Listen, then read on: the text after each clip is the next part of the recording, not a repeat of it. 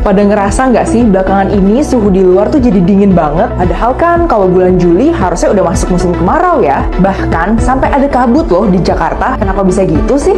Ternyata suhu rendah di musim kemarau yang belakangan ini terjadi di Jabodetabek disebut bediding. Fenomena bediding ini emang normal terjadi di musim kemarau, khususnya di wilayah selatan Katulistiwa kayak Jawa, Bali, sampai Nusa Tenggara. Tapi kok bisa gitu? Gini, kalau menurut Badan Meteorologi, Klimatologi, dan Geofisika atau BMKG, pergerakan angin monsun Australia lagi aktif banget. Monsun ini adalah angin yang pergerakannya udah di skala benua dan arah geraknya itu minimal 120 derajat memutar. Angin ini bergeraknya secara periodik sekitar 6 bulan sekali. Nah, angin ini bertiup dari Australia ke Asia lewat Indonesia. Angin monsun ini cenderung kering, rendah uap air, dan suhunya dingin. Karena angin yang kencang di musim kemarau, jadinya nggak terlalu banyak kumpulan awan di langit. Nah, dengan nggak adanya awan ini, akhirnya nggak ada pelindung yang bisa perangkap panas dari bumi. Makanya, suhu panas dari bumi bisa langsung dipantulin balik ke atmosfer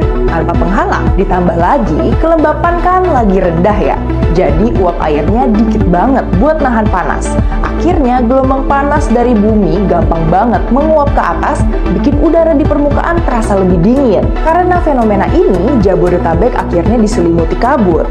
Nah, kabut ini muncul karena udara dingin itu sebenarnya lembab dan mengandung uap air. Jadi, hati-hati ya dalam berkendara, terutama di malam hari. Nah, fenomena ini diperkirakan masih terjadi sampai akhir Juli. Dan kalau kemarau masih berlangsung panjang, bisa jadi fenomena bediding ini bakal ikutan panjang juga. Gimana nih? Nggak perlu ke puncak lagi kan buat rasain udara dingin? Di Jabodetabek aja sekarang udah bisa kedinginan. Tulis di komentar ya pengalaman di daerah kamu.